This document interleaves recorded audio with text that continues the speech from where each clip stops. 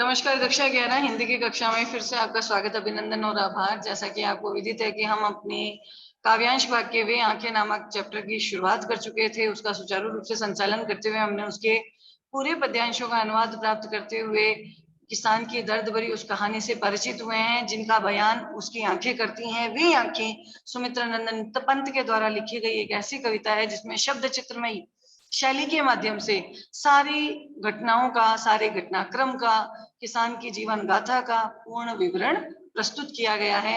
उसको पढ़ते ही पाठक के कल्पना पटल पर एक चित्र अपने आप ही साकार होने लगता है और इस चीज का आभास होने लगता है कि स्वाधीन भारत का नागरिक होने के बावजूद भी ये कृषक वर्ग बहुत ही असुविधामय जीवन का शिकार हो रहा है। इनकी तरफ बिल्कुल भी ध्यान नहीं जा रहा है और किस तरह से शोषण के दूसरे चक्र में फंसा जा रहा है।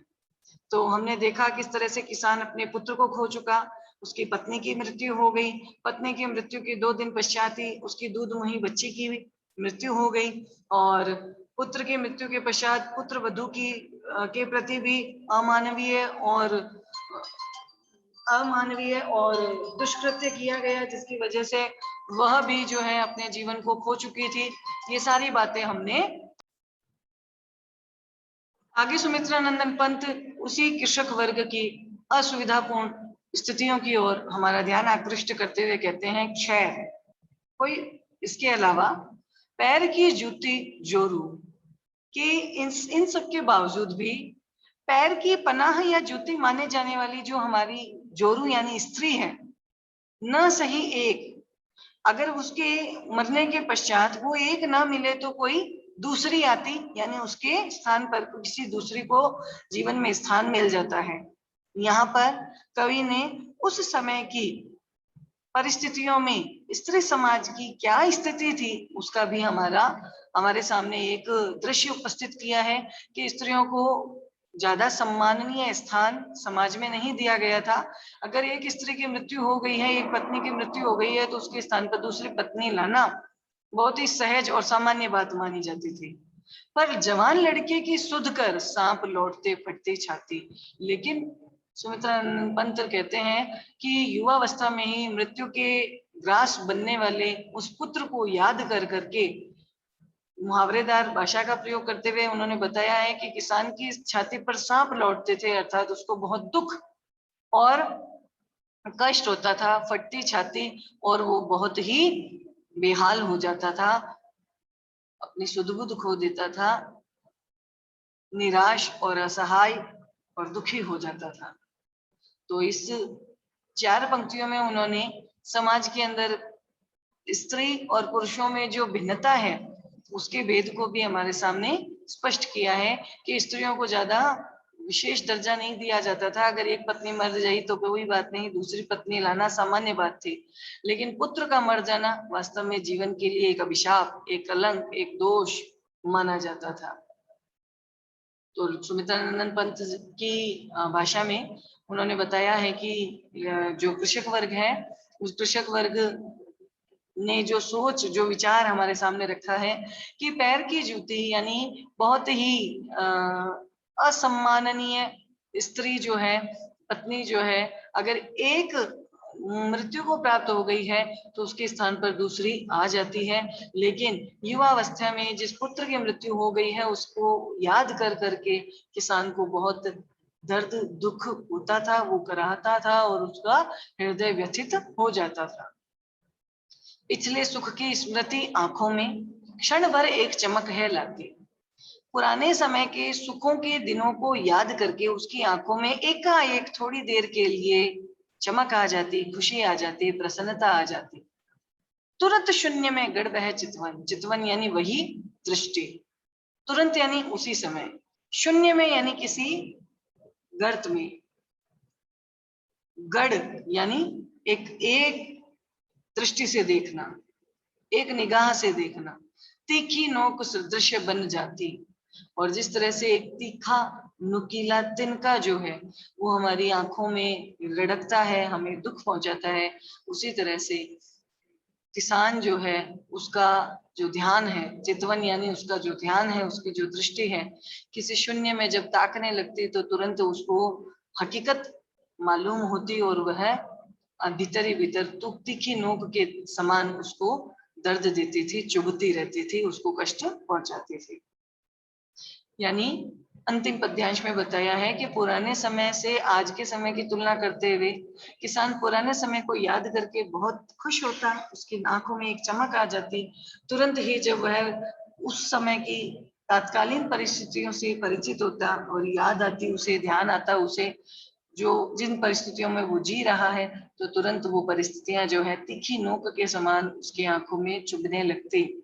तुरंत शून्य में गड़ वह चितवन, उसका वही ध्यान जब शून्य की ओर गड़ जाता है, यानी किसी सोच में निमग्न हो जाता था, तो उसकी जो तात्कालीन परिस्थिति है वो उसको तीखी नोक के सदृश यानी जैसी लगती थी और उसको कष्ट देती थी।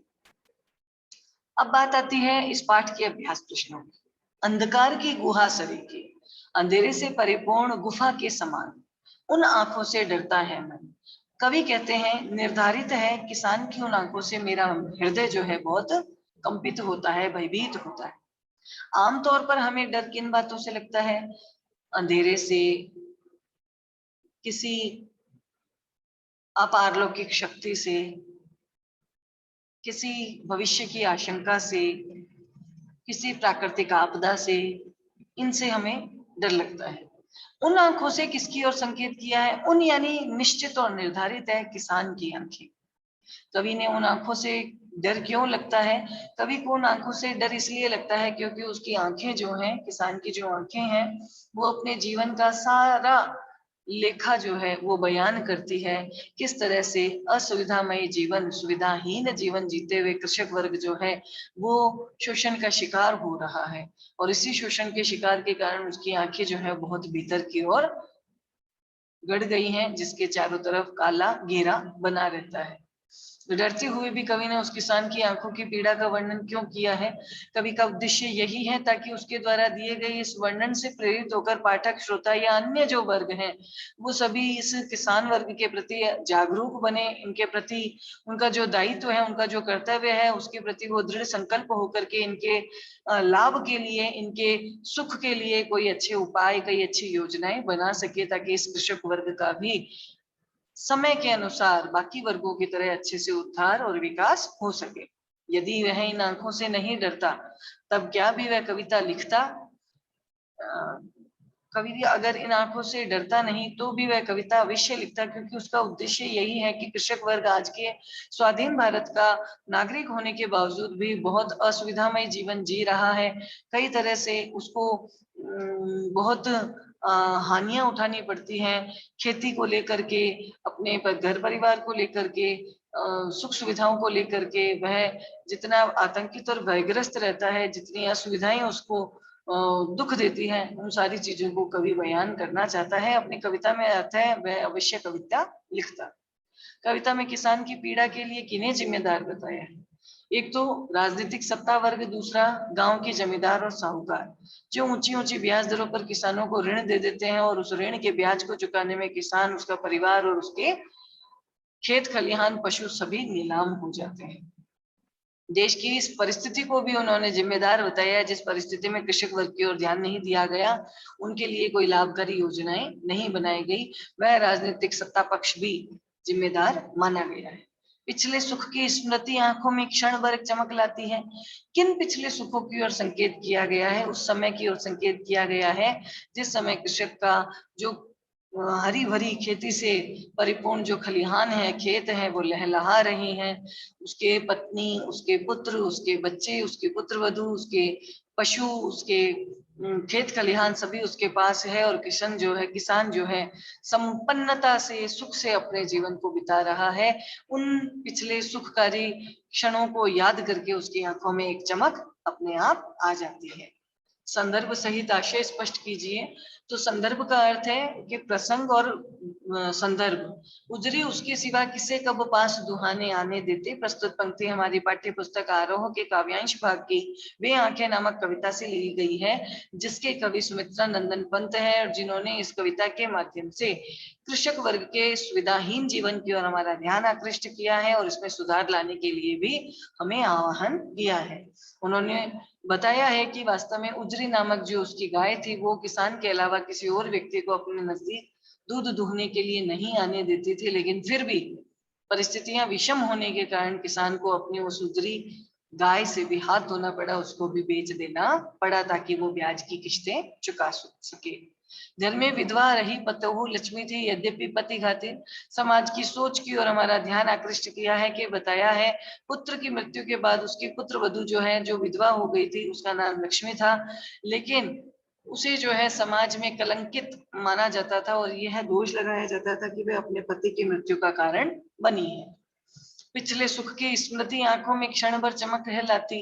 इसमें उस सुखकारी समय को याद किया गया है जिस समय में किसान ने संपन्न जीवन जिया और उसी संपन्न जीवन के कारण उसकी यादों में खो जाने के कारण किसान की आंखों में एक बार प्रसन्नता और खुशी छा जाती है। लेकिन जैसे ही शून्य में गड़ वह चितवन, जैसे ही उसका ध्यान किसी लंबी सोच में डूब जाता है तो उसकी जो तात्कालीन परिस्थिति है, उस जो हकीकत है उसकी, वो तीखी नोक के तरह चुभती है, उसको दुख देती है, उसको दर्द देती है।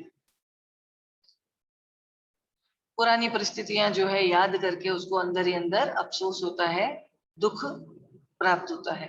घर में विधवा रही पतेहू, खैर पैर की जूती जोरू, एक न सही दूजी आती। इन पंक्तियों को ध्यान में रखते हुए वर्तमान समाज और स्त्री विषय पर एक लेख लिखिए।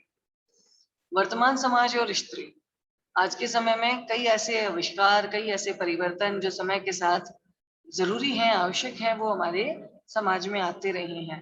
परिस्थितियों में भी बदलाव आ गए हैं, लेकिन स्त्री जो है पुराने समय से आज के समय की तुलना की जाए तो अपना थोड़ा दबदबा, अपना स्थान कायम कर चुकी है।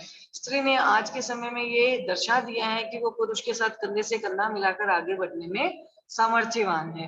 वह हर वो कार्य संपन्न कर सकती है जो पुरुष आसानी से कर सकते हैं। स्त्रियों में भी इतने गुण, इतनी प्रतिभा, इतनी दक्षता, इतनी विशेषताएं शामिल हैं जिसके माध्यम से स्त्री जो है वो हर एक क्षेत्र के अंदर अपना जो ध्वज है, अपनी विजय पताका है, वो फहरा रही है। चाहे खेल है, चाहे राजनीति है, चाहे शिक्षा है, चाहे साहित्य है, हर क्षेत्र में स्त्रियों ने अपना दबदबा कायम किया है। चाहे इंदिरा गांधी की बात ले लीजिए, चाहे पीवी सिंधु की बात ले लीजिए, चाहे गार्गी मैत्रेयी की बात कर ली जाए, चाहे मिताली राज की बात की जाए, हर क्षेत्र में स्त्रियों ने पुराने समय के दौर से निकल करके आज के समय में अपना एक वर्चस्व कायम किया है। लेकिन फिर भी स्त्रियों के लिए आज भी कई ऐसे प्रयास करने शेष हैं जिनके माध्यम से स्त्रियों को समाज में पुरुष के बराबर समान दर्जा दे दिया जाए, क्योंकि कार्य कोई छोटा और बड़ा नहीं होता है। हर एक मनुष्य, चाहे वो स्त्री हो चाहे पुरुष, इस समाज रूपी रथ के दो पहिए हैं जिनका एक दूसरे के साथ समायोजन करने से ही इस समाज का सुचारू रूप से संचालन किया जा सकता है और देश का विकास किया जा सकता है। अतः स्त्रियों की वर्तमान समाज में महती भूमिका है। ये स्त्री पुत्री के रूप में, पत्नी के रूप में, माँ के रूप में और बहू के रूप में अपने विविध पात्रों में, अपने विविध भूमिकाओं को अदा करते हुए अपने इस समाज को अपने जैसा एक अच्छा युवा वर्ग जो है, एक भविष्य की जो पीढ़ी है वो प्रदान करती है। तो स्त्रियों को भी इस समाज में सम्माननीय और सुविधामय स्थान दिया जाना आवश्यक है। तो इस तरह से हम एक लेख जो है इस विषय पर अवश्य लिखेंगे।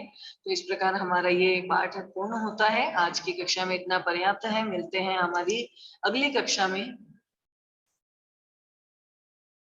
हिंदी व्याकरण के पाठ के साथ। धन्यवाद।